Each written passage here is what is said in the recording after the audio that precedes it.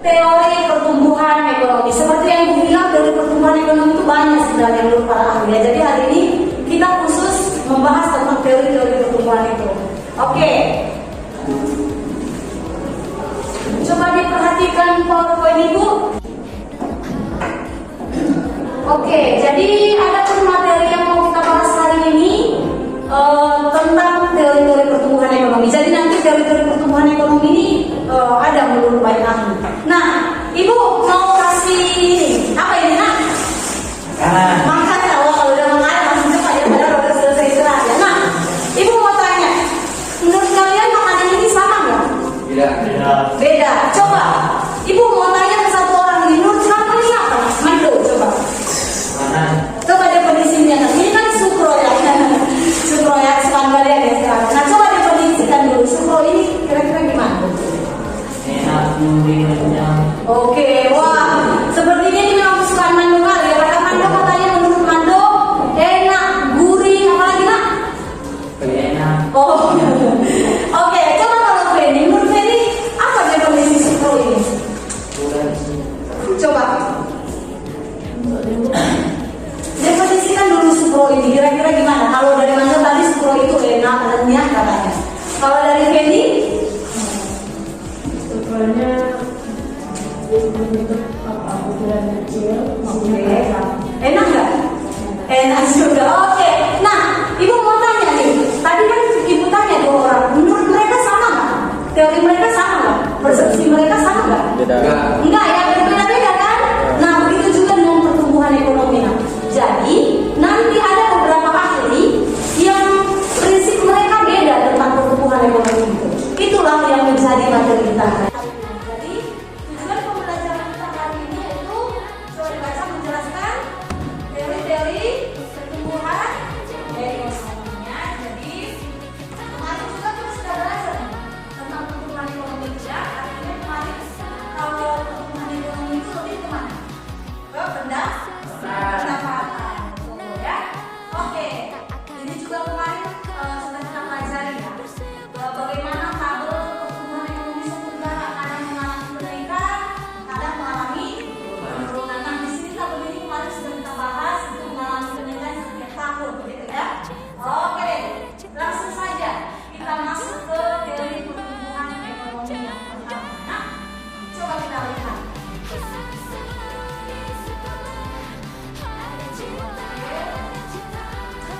Ini materinya sudah dikirim juga di bawah aja, jadi boleh dibaca juga.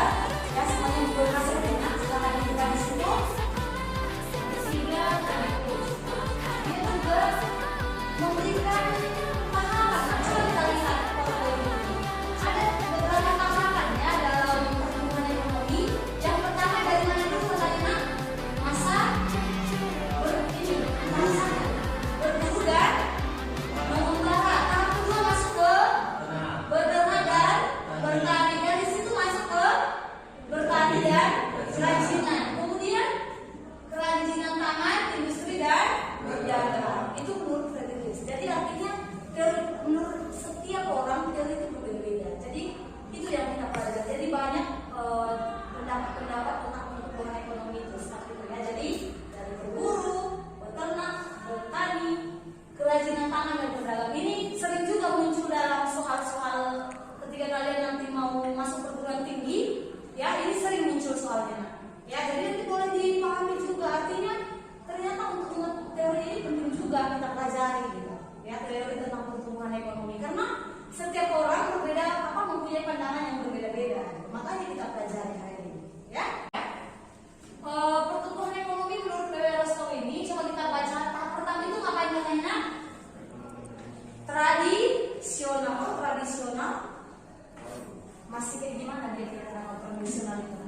Tinggal. Gimana tradisional? Ya lebih sederhana ya kehidupannya katanya.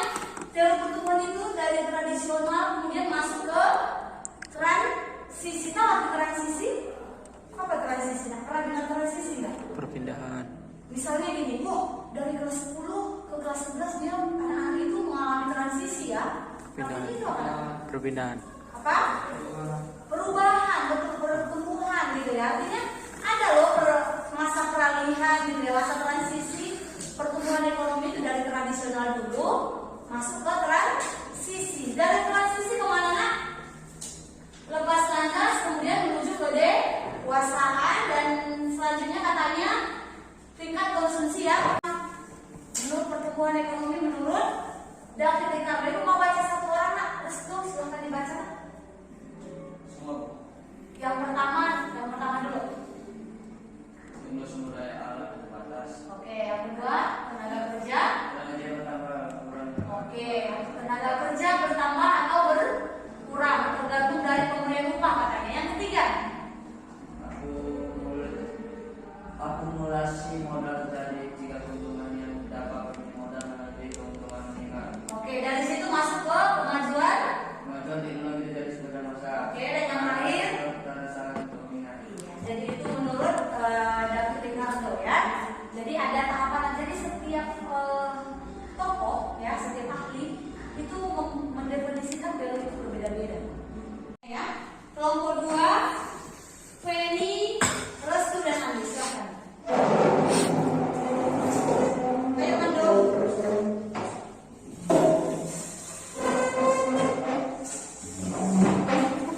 Ayo Mando, jangan geser kursinya ya. Mando sepertinya tadi malam ini ya begadang dia, jadi agak ngantuk sepertinya ya. Kenyang ya. Atau lagi galau? Wah, masih sekolah ya kan? Nanti dulu. Oke ya. Nah, sekarang ibu mau bagi 2 kelompok. Nah, nanti silahkan dicari informasi juga. Kelompok pertama nanti silahkan kalian akan mempresentasikan teori pertumbuhan alir. Itu ada di GC dulu ya, Google Classroom ya. Boleh dilihat di situ. Kelompok pertama nanti silakan mempresentasikan teori pertumbuhan ekonomi menurut aliran klasik. Teori pertumbuhan ekonomi menurut aliran klasik. Sudah. Kelompok 2. Kelompok 2 silakan mempresentasikan teori pertumbuhan ekonomi aliran neoklasik. Neoklasik dan aliran historis. Neoklasik dan aliran ya, aliran neoklasik dan aliran historis. Oke, sekarang silakan dicari.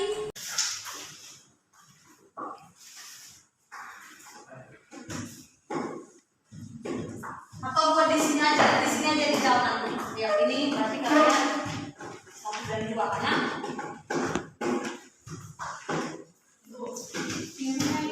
ini aja nanti sini aja dijawab ya. Ini kalian aliran Neoklasisme dan teknik. Aliran neoklasik dan historis tadi kan nanti jawab.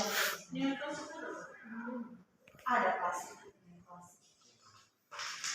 Di itu juga boleh ya. Ada. Neoklasik sama historis ya. Ya, silakan. Kalian yang nomor 3 dan 4 kan? Ya. Silakan.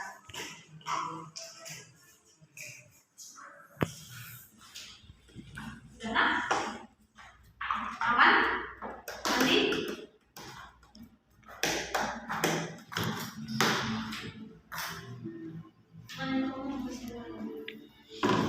Jawab di sini aja nggak apa-apa. Yang 1 dan 2. Harus kamu konsumsi.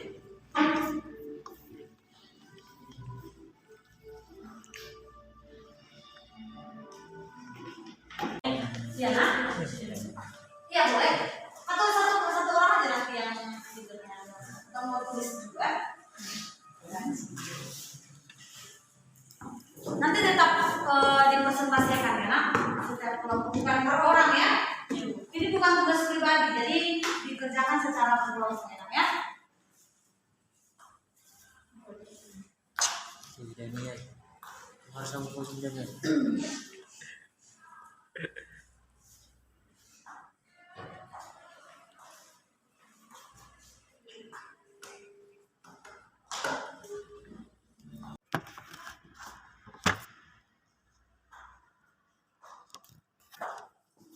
Sepertinya Mando lagi agak terbayang-bayang ya. Kenapa Mando?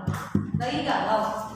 Oh enggak. Jadi kenapa nih? Kayaknya kurang bersemangat nih mantu pagi ini kan? Beda nggak?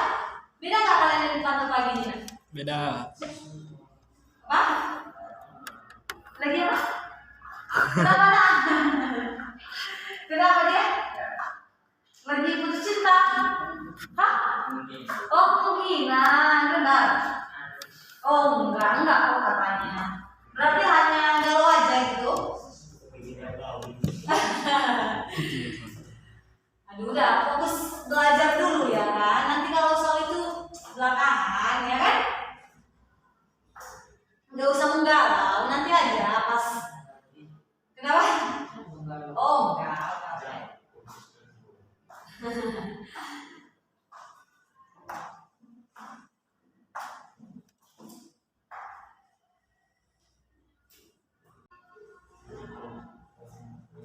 Sudah? Oke. Sekarang kita mau presentasikan setiap kelompok. Silakan maju ke depan ya untuk mempresentasikan hasil diskusinya ya. Tadi aku bilang ibu akan bagi menjadi 2 kelompok. Kelompok pertama tadi membahas apa nak? aliran klasik. Klasik ya. Kalau kelompok 2 neoklasik dan historis ya. Silakan dipresentasikan ke depan. Ibu mau yang mempresentasikan pertama kelompok pertama ya, silakan. Ya, silakan maju ke depan nah. Ya. Kelompok lain silakan didengarkan temannya, manakala nanti ada muncul pertanyaan dan yang mau kalian tanyakan silakan boleh ya. Ya, silakan nah. Gak apa-apa di situ juga boleh ya. Silakan. Bagaimana presentasi yang kalian benar? Kan?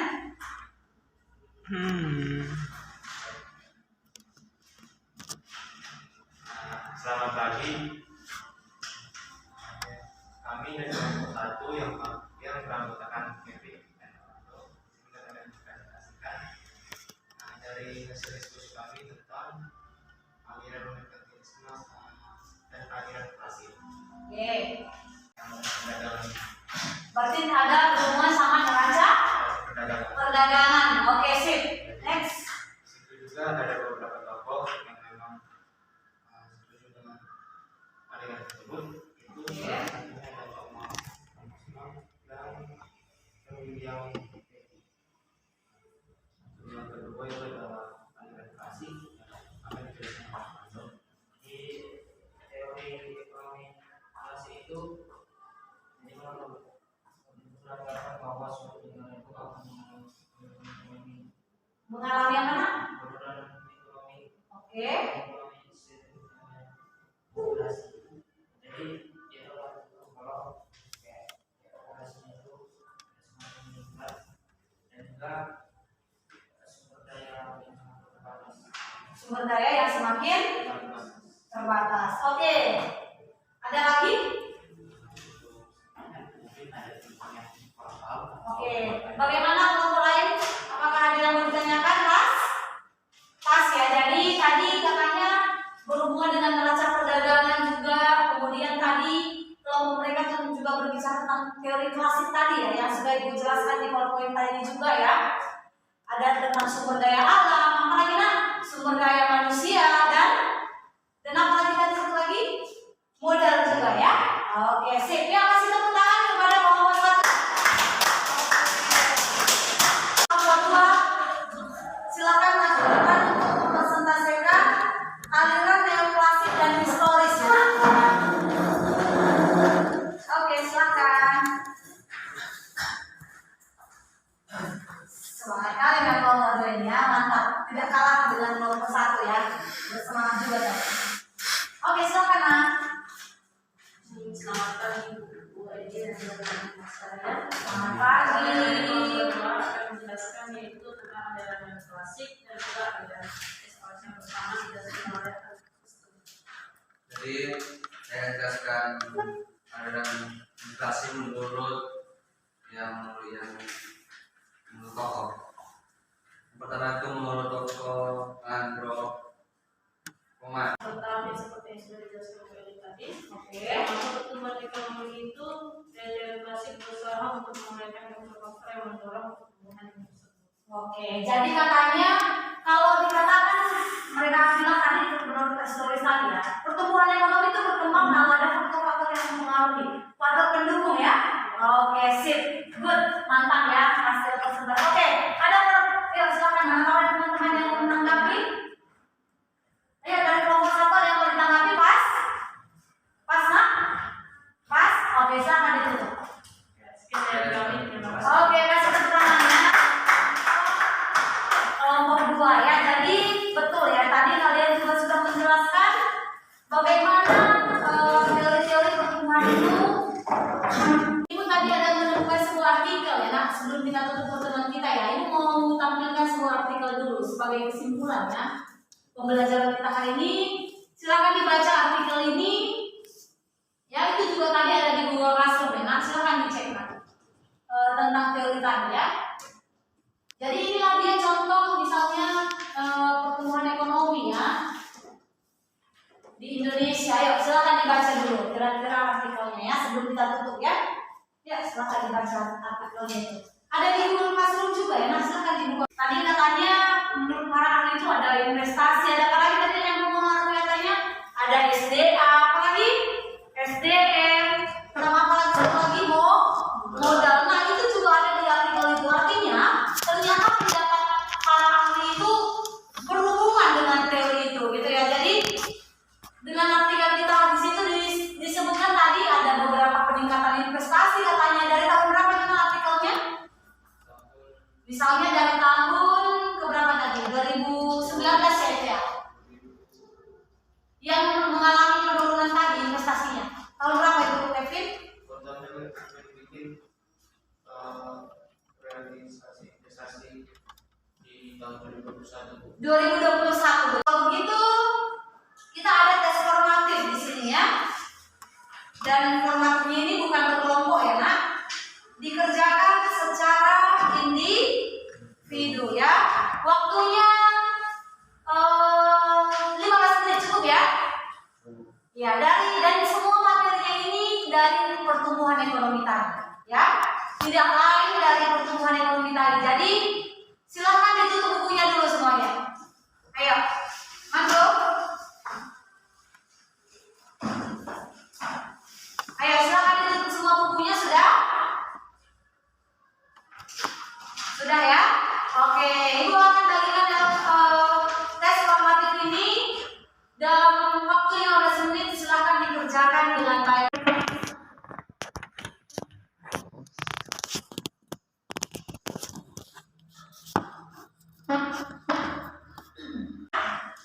Oke, silakan satu orang mengumpulkan ya. Atau Ibu aja yang ambil ya. Biar nggak usah ini dia nanti jawaban temannya ya kan? Apa yang harus tulis di sini? Gambar siapa ini Mando? Kayaknya Mando ahlinya dalam melukis juga ya. Iya kan?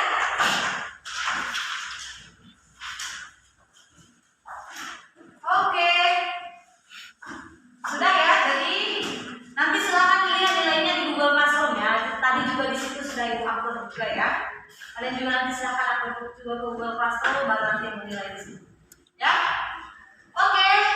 Sudah selesai pembelajaran kita hari ini. Bagaimana pembelajaran hari ini? Coba deskripsikan dulu. Bertambah sedikit. Oh, sudah bertambah ini ya. Kalau kemarin masih mengetahui cara mengukur ya kan? Kemudian kalau hari ini sudah tentang teori, memang sih kalau belajar teori agak ini kita ya. Iya. Tapi memang harus kita pelajari nah ya teori-teori tentang ini gitu ya. Banyak tadi teori-teori. Berarti sudah oke semuanya? Oke. Ya. Untuk pertemuan kita selanjutnya, materi kita minggu depan